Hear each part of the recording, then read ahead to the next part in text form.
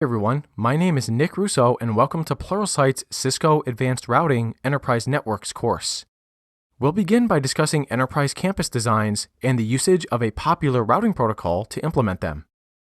As the title suggests, this is an advanced course covering many difficult topics. I suggest being prepared before continuing.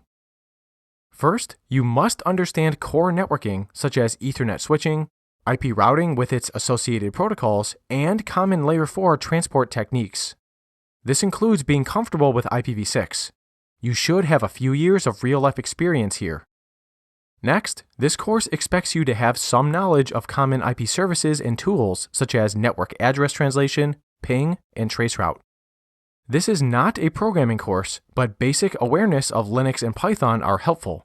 These should not be completely foreign topics to you.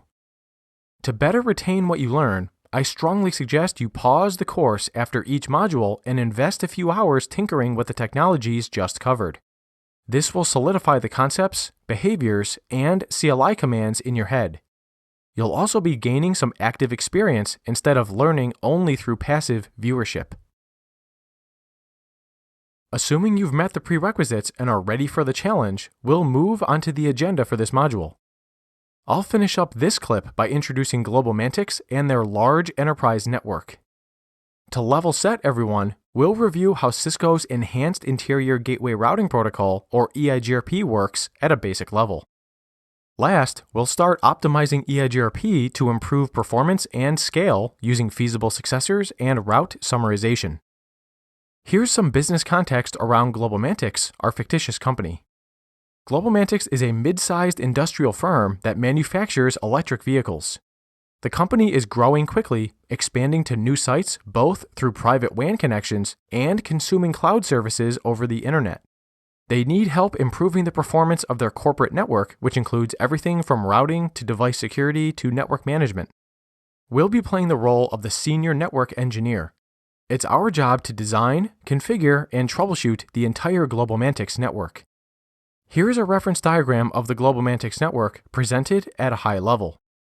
In the bottom left, we have the campus, which uses Layer 3 access switches S1 and S2, plus a collapsed core and distribution layer at R3 and R4. R7 is the data center gateway and provides a variety of network management and operational services. R8 is the WAN aggregator that terminates tunnels from remote sites over the WAN. The R9, R10, and R11, R12 router pairs represent two remote sites. These sites require access back to the GlobalMantics campus and between one another. The remaining devices form the Internet Edge block, providing redundant routed paths to the Internet. You'll be seeing this diagram and subsets of it quite a lot in this course. Feel free to snap a screenshot or download the slides if you'd like to keep a copy nearby. I'll review the lower-level details as they become relevant, including routing protocol boundaries, interface names, IP addresses, and security controls. This course is very focused on Cisco show, debug, and configuration commands. We won't be interacting with packet captures as I believe this is out of scope for this course. However, I maintain one of the world's largest free packet capture collections on my website. Head to the URL shown and you'll see a page that looks something like this. I'd encourage you to download whichever files you think are relevant as you work through the content. Every single topic in this course has a related packet capture in this library, I guarantee it. With that said, let's start learning about EIGRP. First, let's start with some basic EIGRP facts, and I promise I'll be brief. EIGRP was Cisco proprietary until 2016 when an RFC was published that detailed most of how the protocol operates, minus a few features. These days, a few non-Cisco products support this protocol. Unlike many other protocols, EIGRP is not based on TCP or UDP. Instead, it uses a custom IP protocol of 88, so keep that in mind when designing traffic filters. Some engineers are quick to discredit solutions they don't understand, and EIGRP is a favorite target. There are many brilliant features built into this protocol, and in many ways, EIGRP was ahead of its time. You'll see what I mean soon. Like most routing protocols, EIGRP uses hello messages to form neighbors and exchange routing information. Consider the point-to-point link between R3 and R7. Both routers send hello packets to each other destined to the link local multicast group of 224.0.0.10, which is reserved for EIGRP. In order for neighborships to form, there are a few key fields that need to match between peers. First, EIGRP uses autonomous system numbers, or ASNs, to identify routers operating in a given routing domain. This number must match. Additionally, EIGRP uses relatively complex metrics that involve a variety of components, which we'll discuss a bit later. Each of these components is weighted using a constant numbered K1 through K6, and these two must match. EIGRP hellos are sent on a fixed interval, typically 5 seconds, and also have a hold timer embedded in the hello packets. The hold timer indicates the validity lifetime of a neighborship to another EIGRP speaker. If a hello or any other EIGRP message is not received within the hold timer period, the neighbor relationship is torn down. This does not have to match between peers, and it's set to 15 seconds by default. Ignoring other minor EIGRP options such as authentication and address families for now, the neighborship will form. The routers then exchange routes with one another via unicast EIGRP update messages.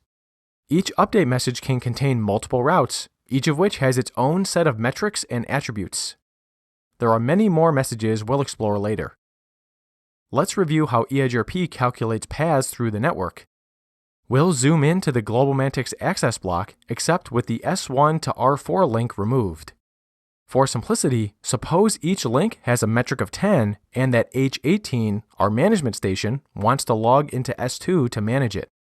We'll compute the reverse path back from S2 towards that management station. Also keep in mind that connected routes, like the LAN segment attached to S1 hosting clients, also have metrics. EIGRP is a distance vector protocol, meaning that routers advertise routes to one another based on their available knowledge of the current best path. Sometimes we call this routing by rumor. Each device advertises its connected and EIGRP learned routes to its peers, summing the metrics along the way. The plum arrows represent the flow of the 192.168.1.0/26 network from left to right. When those routes ultimately reach S2, the device has two paths to reach the network in question, and the path through R3 is clearly the shorter one. In EIGRP, we store this number as the lowest cost towards a given destination, also known as the feasible distance, or FD. There are several other important numbers that factor into the discussion, but those are best left for the demonstrations.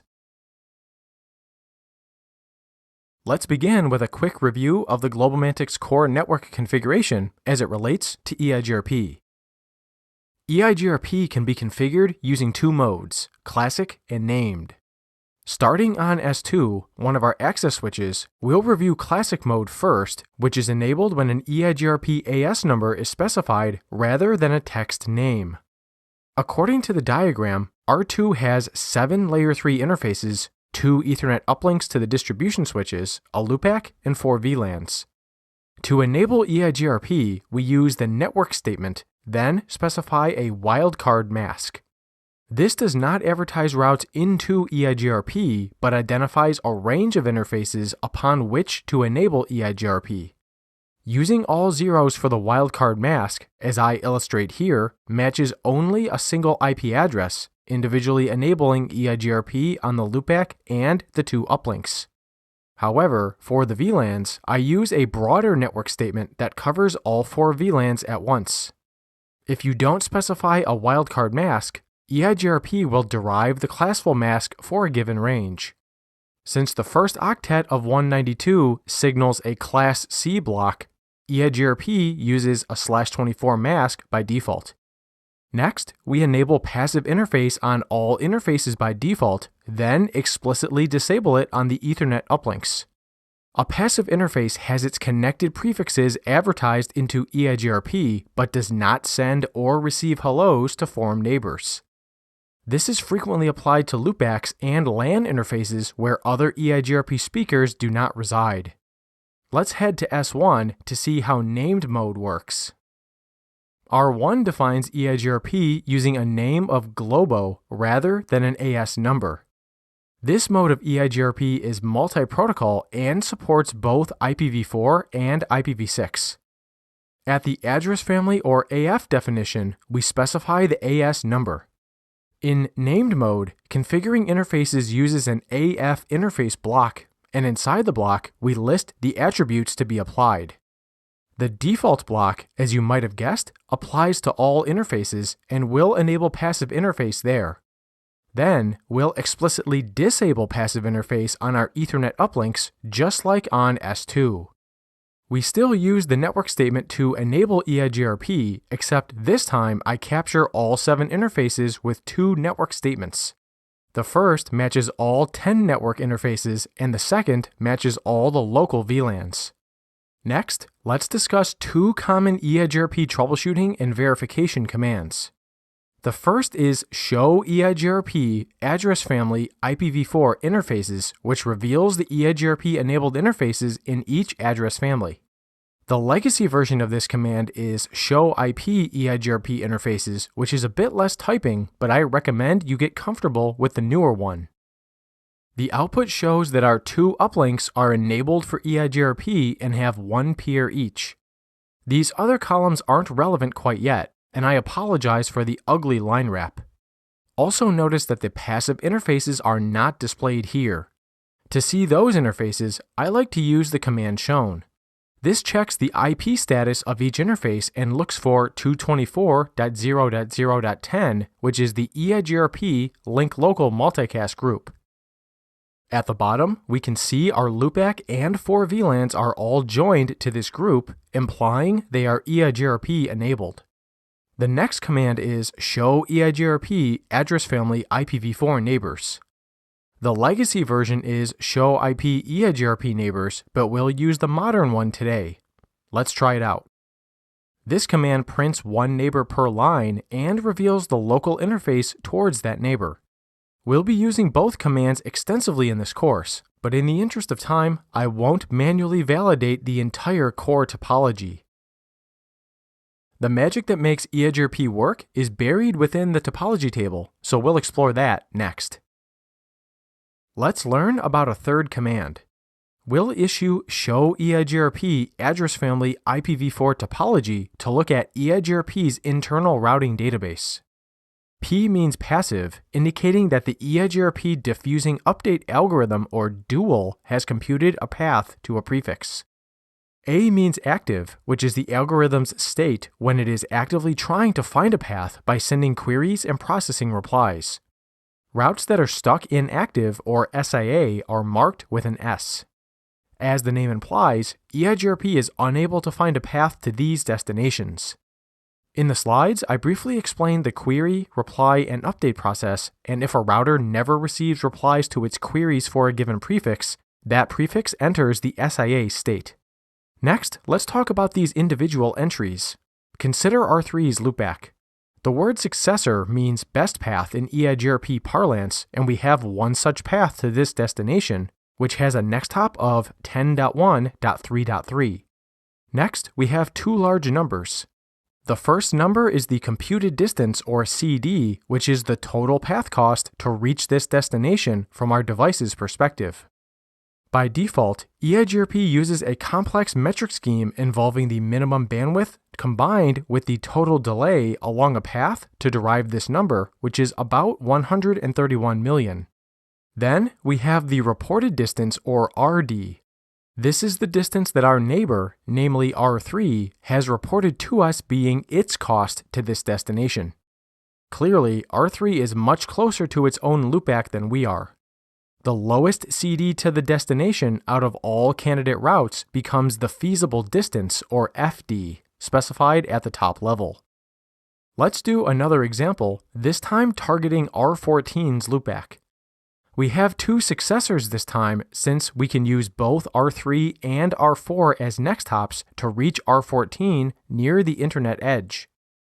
At present, both the CDs and RDs are the same across both paths given the symmetric nature of our topology. That'll change later, but in the meantime, let's drill deeper into this entry using the command shown. It's the same topology command, but we append the prefix of interest in CIDR notation. Among other things, this command reveals a rib value.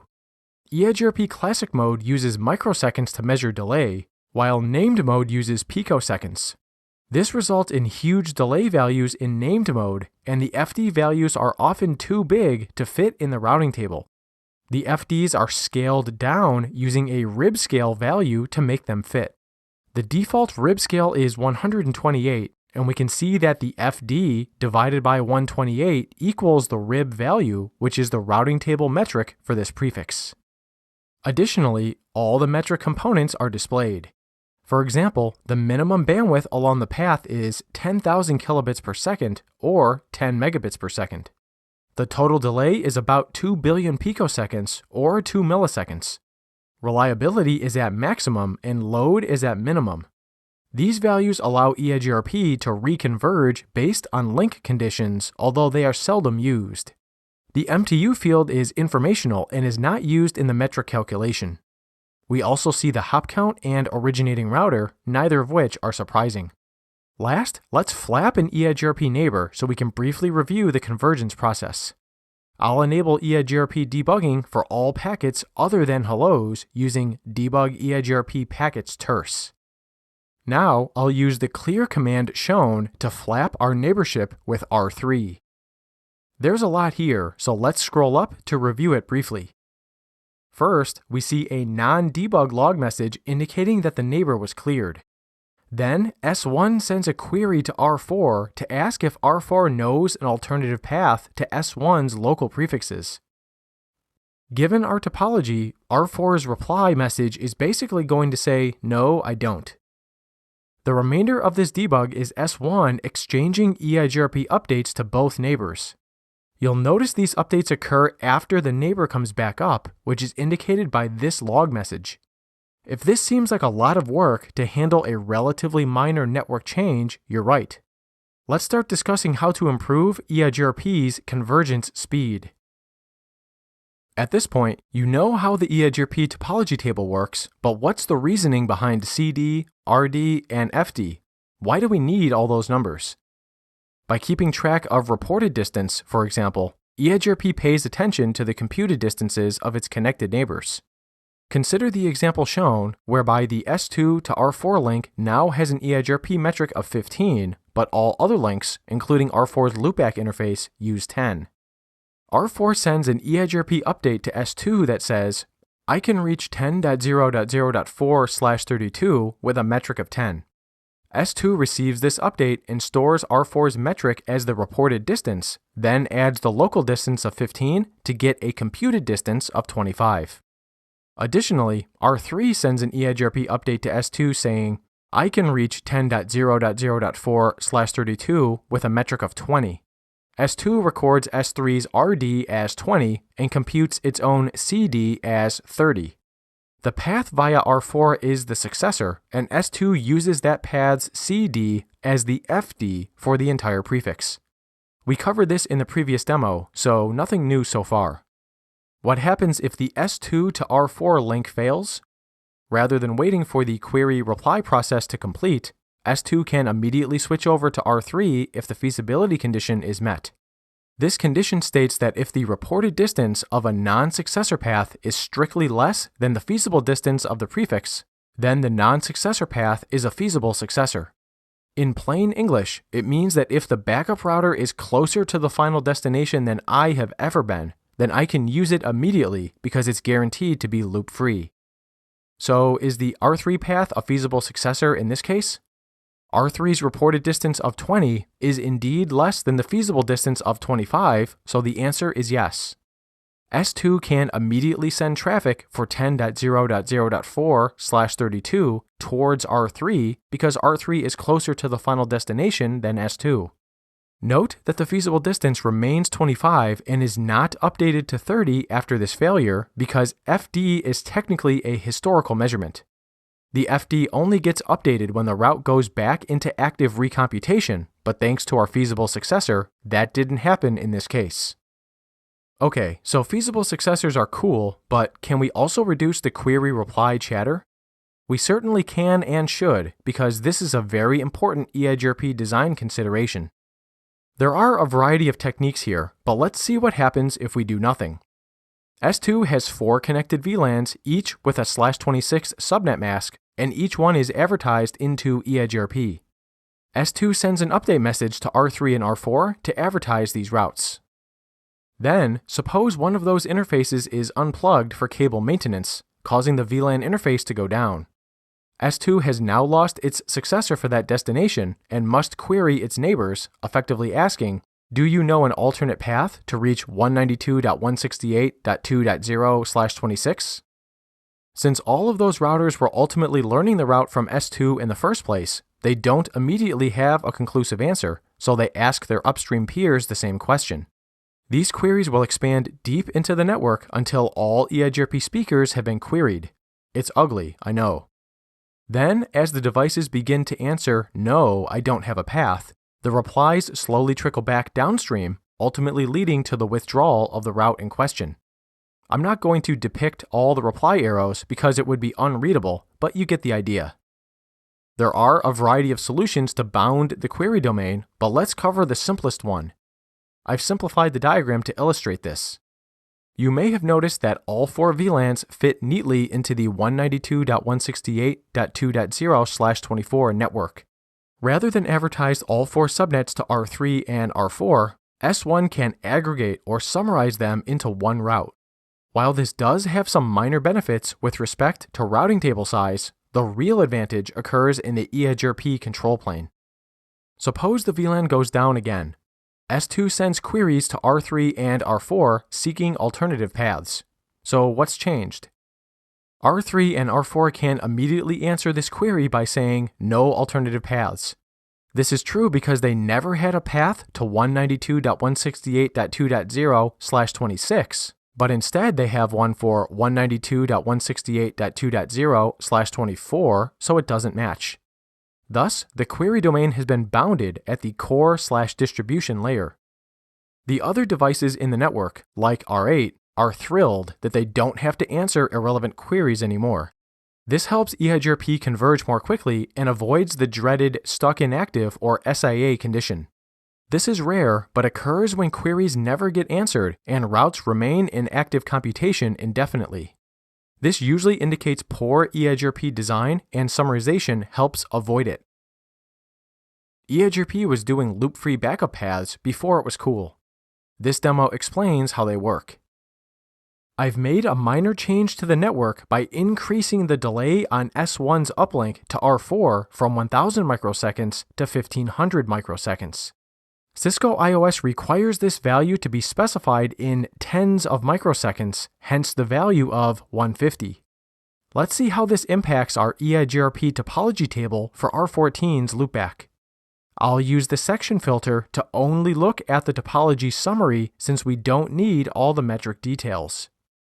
Right away, we see only one route is a successor, and it's the path via R3. That's because the CD in the first line matches the FD with a next hop of 10.1.3.3. Both paths still have the same RD because R3 and R4 are still both the same distance away from R14. However, S1's distance to R4 has increased because the total delay has increased. That impacts S1's CD to R14. The question is, does the backup path to R4 qualify as a feasible successor? In this case, the answer is yes, because R4's reported distance is less than our current feasible distance.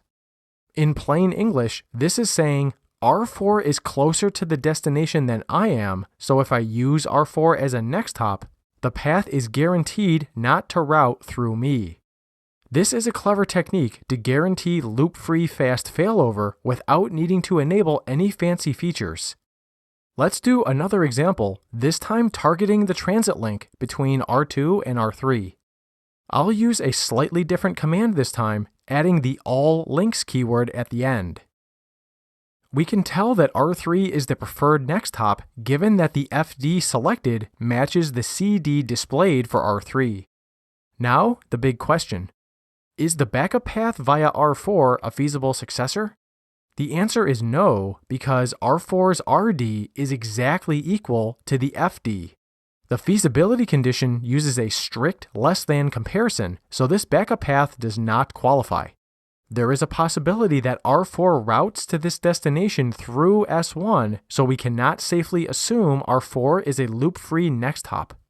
S1 must query its neighbors for an alternative path if the route through R3 becomes unreachable.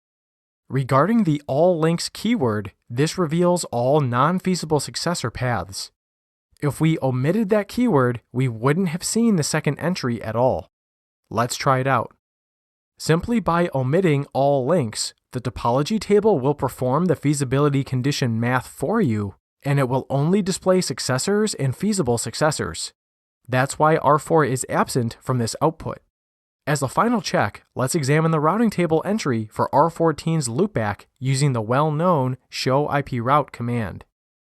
If you remember, the feasible distance is scaled down to fit in the routing table when using named mode, so we see a relatively small metric.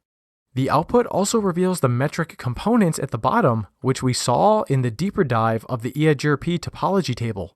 The next hop is R3 as expected, and we know that R4 is a loop-free backup path because it is a feasible successor. To reduce queries in the network, let's perform basic summarization on R1 and R2. There are two ways to summarize routes in EIGRP. Starting on S2, which runs classic mode, we'll explore manual summarization. This uses an interface-level command to specify the summary prefix to originate. Let's check the topology table to see how summarization affects our 4 local VLANs. We see 5 entries here. The bottom 4 are local/26 routes, which are contiguous and fit within the 192.168.2.0/24 network. The FD of the EIGRP summary itself will be equal to the lowest FD among its component routes. The RD is always 0 and the next hop is always null 0 because the route is locally originated as opposed to being EIGRP learned. Let's head to R3 to see the impact on its topology table. I've issued the same show command which should capture all topology entries beginning with 192.168.2, and notice there is only one entry. The summarization process suppresses the longer match components. A minor advantage is that the updates are smaller, ultimately reducing the size of the routing tables on neighboring devices. The major advantage is the shrinking of the query domain. Suppose VLAN 11 goes down on S2.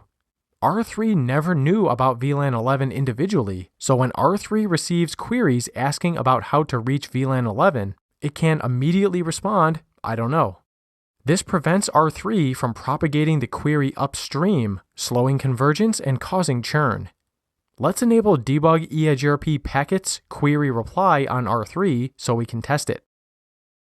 Now, let's head back to S2. Let's shut down the VLAN 11 interface using the snippet shown. This should generate some output on R3, so let's examine it. First, we received a query from S2 on Ethernet 0/1. This was S2 asking R3 if it knows an alternate path to the VLAN 11 prefix of 192.168.2.0/26. R3 does not forward the query to anyone else, but instead replies immediately saying, no, I don't have another path. Let's do another example by heading to S2 once more. This time, let's shut down S2's loopback interface, which isn't covered by the summary. Okay, back to R3 we go. This time, we have much more output, so let's scroll up. We don't have to look far to see the difference. Upon receiving the query from S2, R3 immediately enqueues queries on interfaces towards all its neighbors.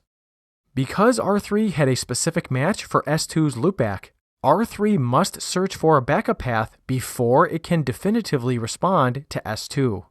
The query domain is much larger for this loopback than it was for VLAN 11. Let's briefly discuss another method of summarization on S1. EIGRP also supports auto-summarization. This is a legacy feature that automatically summarizes your routes at classful boundaries. In named mode, we enable this under topology base as shown, and in classic mode, it's just auto summary under the main EIGRP stanza.